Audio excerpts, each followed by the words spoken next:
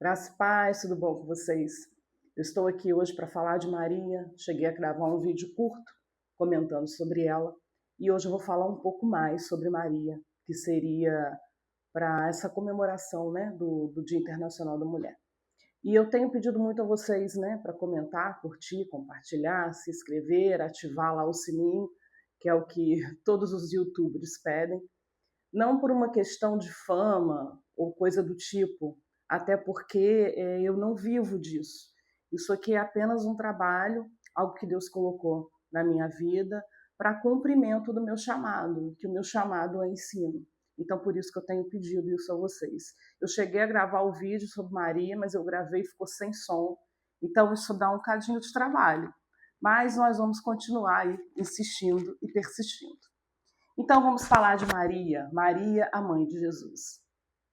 Maria é uma mulher espetacular, é mais uma de tantas mulheres na palavra. Mas o diferencial de Maria é que Maria gerou o seu próprio Salvador. E isso é algo indescritível e é algo inimaginável, né? Nós não conseguimos imaginar o que essa mulher sentiu. Mas nós podemos aprender com as atitudes e as ações de Maria. A maneira como Maria lidou com isso, a maneira como Maria se posicionou com isso. Lucas é o evangelho onde conta mais detalhes, né, sobre essa história.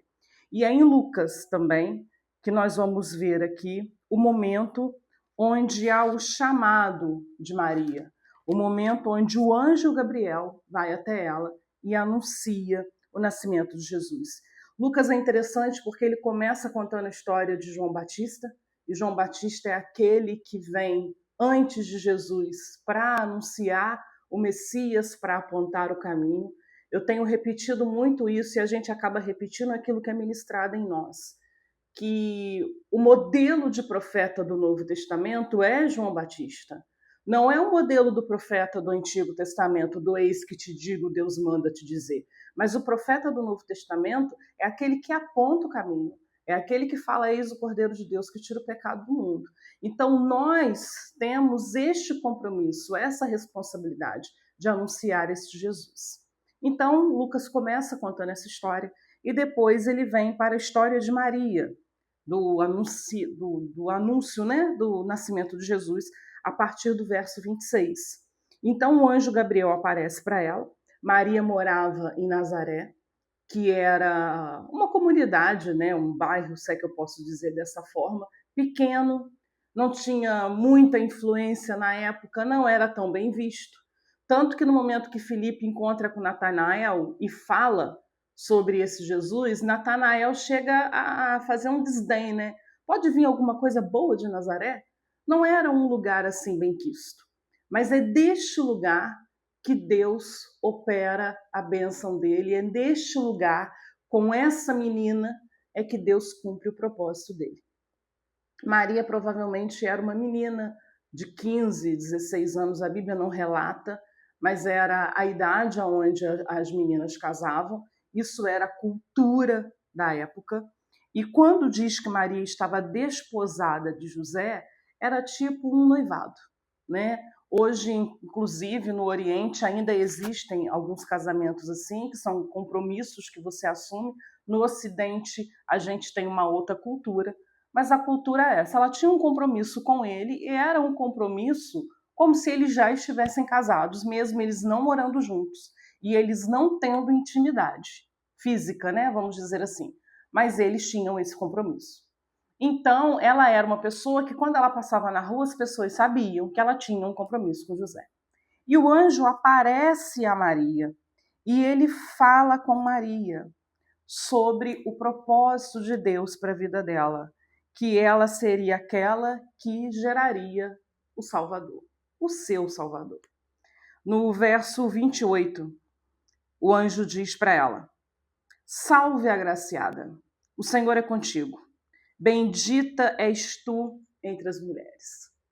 Isso é muito lindo, irmãos, porque o anjo diz para ela: olha, tem um grande desafio sobre a tua vida, uma grande responsabilidade sobre a tua vida. Eu estou conferindo aqui se está ligado, que da outra vez não ligou. Mas você tem a graça de Deus sobre a tua vida. Mas você pode ter a certeza de que você é bendita, há uma bênção sobre a tua vida e que Deus é contigo.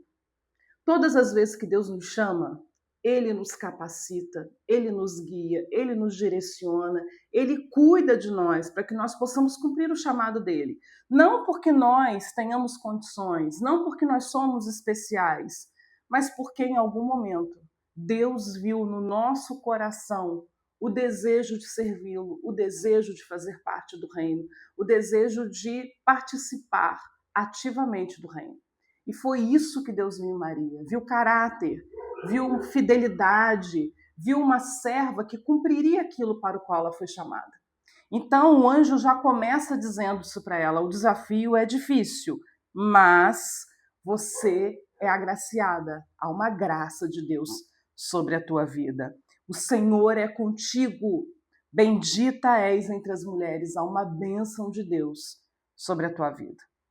E a posição de Maria, a fala de Maria, é algo que nós precisamos ter. Eu estou aqui falando para as mulheres, mas se tiver algum homem assistindo esse vídeo, isso também tem a ver com você, porque a palavra de Deus é para todos. E a resposta desta mulher, desta serva de Deus, foi a seguinte. A gente vai ver isso no verso 30. Não, no verso 30 o anjo diz para ela: não temas, porque achastes graça diante de Deus. Então ele diz para ela que havia uma graça de Deus sobre ela, que o Senhor era com ela e que ela era para ela não temer. A palavra de Deus tem uma média aí de 360 vezes a palavra não temas. É porque uma para cada dia do ano. É para nós não temermos. Nós temos os nossos momentos, às vezes a ansiedade bate, a tristeza, às vezes até a depressão bate.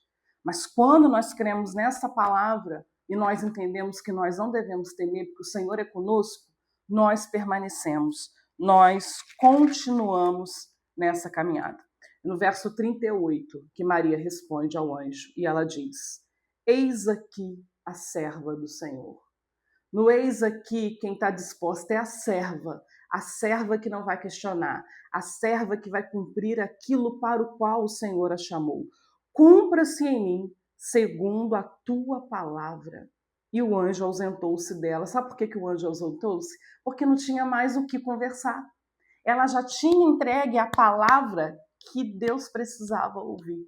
Ela já tinha declarado aqui que ela cumpriria o propósito, que ela era uma serva e que a vontade de Deus se cumpriria sobre a vida dela. E a gente sabe, irmãos, que não foi algo fácil. Maria ali cuidando de Jesus, né? Maria passou por questões no nascimento de Jesus, ela precisou viajar, ela precisou ir para Belém, porque tudo isso era cumprimento de profecia. Então, uma mulher que viajou grávida, já no final da gravidez, uma viagem complicada, uma viagem difícil, uma viagem perigosa. As viagens eram muito perigosas. O local do nascimento de Jesus era um local meio que salubre, não era um local de um rei nascer, mas era naquele local que Deus tinha preparado o nascimento dele. E Deus também colocou do lado de Maria um homem espetacular, que foi José. Porque quando José descobre que Maria estava grávida, ele não pensa em falar dela, em difamá-la, ou mesmo levá-la para apedrejamento, porque aquilo ali seria um caso de adultério diante da cultura da época. Mas José, um homem de caráter, um homem sério, ele coloca no seu coração se afastar, ir embora, para que as pessoas pensassem que o filho era dele e que ele não queria assumir. Mas o anjo aparece para José, o anjo fala com José, e José então recebe Maria e casa com ela. E apesar do vídeo ser sobre Maria, é muito interessante a gente ver o anjo fala com Maria uma vez, mas em alguns momentos Deus fala diretamente com José. Uma vez eu escutei o pastor Cláudio Duarte falando que José, quando conversava com Deus, é claro que é uma brincadeira, mas é algo interessante para a gente pensar, que José falava: eu vim aqui falar do nosso filho. É muito lindo isso, né? Mas vamos voltar para Maria. Então Maria tem Jesus ali, Jesus nasce em Belém porque isso era cumprimento de uma profecia. Em Lucas 2,7 diz: e deu à luz ao filho primogênito e envolveu-o em panos e deitou-o numa manjedoura, porque não havia lugar para eles na estalagem, né? o lugar estava cheio, as pessoas tinham que ir lá para poder fazer o cadastramento, o recenseamento. Então, foi nessas condições. E, apesar de tudo parecer bem, de tudo parecer tranquilo, não estava tranquilo. Quando se cumprem os dias ali, né, da circuncisão de Jesus, Maria, então, leva Jesus ao templo para ser apresentado. E Simeão, que estava lá, ele fala dessa expectativa que ele estava de ver o Salvador. No verso 28, ainda do capítulo 2 de Lucas, ele diz: e ele então o tomou em seus braços e louvou a Deus e disse: agora o Senhor podes despedir-me em paz, e o teu servo segundo a tua palavra. Ele aguardava a chegada desse Messias. Mas também nesse mesmo lugar havia a profetisa Ana. E a profetisa Ana, ela entrega uma palavra muito difícil para Maria. Ela diz o seguinte para Maria, no verso 35: e uma espada transpassará também a tua própria alma, para que se manifestem os pensamentos de muitos corações. Maria, então, vê Jesus crescendo, vê Jesus se desenvolvendo com esta palavra no coração dela. Eu imagino os momentos de dificuldade na infância de Jesus e essa palavra estava no coração dela. Os momentos na adolescência de Jesus, o momento onde eles perdem Jesus no templo, né? Jesus fica no templo falando com os mestres da lei e eles se dão conta que tinham perdido Jesus depois de um dia de caminhada. Eles gastam 2 dias retornando para encontrar com Jesus e a palavra de Jesus era: eu estou cuidando dos negócios do meu pai. E imagina esse momento também, o desespero de Maria. O fato é que Maria não sabia exatamente como seria, né, o final dessa história. Ela não tinha o spoiler, né, como eu sempre falo. Mas ela sabia que ela tinha uma função, que ela tinha um propósito a cumprir, que era cuidar daquela criança que se tornaria o seu Salvador. E é isso que acontece, né? Jesus cresce, Jesus é batizado lá por João Batista, ele começa o ministério dele. Quantas coisas Maria deve ter visto, quantos milagres, quantas maravilhas. Maria acompanhava esse ministério, assim como tantas outras mulheres acompanhavam esse ministério, mas tem o momento da cruz. E qualquer pessoa que tenha um filho, você sabe a dificuldade que é quando seu filho cai, quando seu filho se machuca, quando seu filho se aborrece, quando alguém traz uma tristeza para um filho, o quanto isso dói em nós, né? A gente diz assim: faz em mim, mas não faz no meu filho. E Maria, vendo tudo aquilo acontecer com Jesus, sabendo quem ele era, ela não o abandona. Porque Maria não correu risco de vida só quando ela ficou grávida de Jesus, não. Ela corria risco de vida a partir do momento que Jesus estava indo para a crucificação. Porque, afinal de contas, ela era a mãe do homem que ia ser crucificado. E os discípulos, os apóstolos, eles fogem quando Jesus é preso. O único que fica é João. Mas junto de João tinha Maria e tinha outras mulheres. Talvez Joana estivesse junto, Maria Madalena com certeza estava. Nós temos algumas mulheres ali, os relatos eles não são idênticos, né? Porque os evangelhos, cada um tem uma interpretação daquilo que viu, cada um escreve aquilo que viu, mas a gente sabe que haviam mulheres ali ao pé da cruz. E Maria foi até o fim. E no domingo, né, que eles poderiam retornar, porque no sábado era o momento do descanso, Maria retorna ao sepulcro para poder ir lá cuidar do corpo. E chegando lá, o sepulcro está aberto. A pedra tinha rolado e não havia mais ninguém lá porque Jesus havia ressuscitado. Eu creio que ela reencontrou com ele, né, já com o corpo glorificado, porque Jesus se apresentou a muitos depois do corpo glorificado. Mas o fato é que essa mulher resistiu durante todo este período. Ela teve toda uma dificuldade durante a gestação. O parto de Jesus não foi algo simples. No momento que ela vai no templo apresentar essa criança, ela recebe uma palavra difícil, uma palavra pesada, porque hoje a gente fica esperando que as pessoas venham dizer: nossa, você é um servo querido de Deus, Deus tem uma bênção para você, Deus tem prosperidade para você. Ninguém quer ouvir que uma espada transpassará o seu coração. Mas essa foi a palavra que Maria ouviu e que ela carregou durante toda a vida de Jesus. e depois que Jesus morre, que Jesus é ressurreto e que ele retorna para a eternidade, fica um trabalho aqui, fica um desafio, fica um propósito para os discípulos, para os apóstolos, para os seguidores de Jesus, para Maria. Porque Maria, ela continua esse ministério juntamente com os apóstolos. As mulheres não aparecem com frequência na Bíblia, mas a gente sabe o quanto essas mulheres trabalhavam no ministério. A gente vê Paulo lá saudando Áquila e Priscila, ou Priscila e Áquila. Então aparecem mulheres de tempo em tempo. Dorcas era uma mulher que servia a Deus. A mãe e a avó de Timóteo, né, que também servia a Deus. Então a gente vai ver várias mulheres nas epístolas que trabalhavam para o reino. E Maria provavelmente era uma delas. Eu creio que ela não ficou tão exposta exatamente por ser a mãe de Jesus.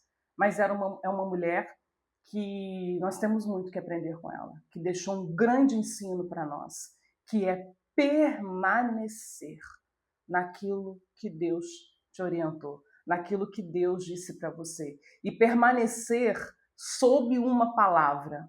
A graça de Deus está sobre a tua vida. Deus é contigo e não temas. Você tem um propósito? Deus tem um chamado para a tua vida? Tá difícil? É difícil, irmãos. Não é fácil, não. Mas nós precisamos ficar com essas 3 palavras que Maria ficou. Há uma graça de Deus sobre a tua vida. Deus é contigo e não temas. Se você ficou até o final desse vídeo, escreva isso aí nos comentários. Curta, comente, compartilhe o canal, se inscreva e transmita essa mensagem para outras pessoas, para outras mulheres, para os outros homens, jovens, crianças, para que eles também permaneçam naquilo que Deus os chamou para fazer. Deus abençoe vocês.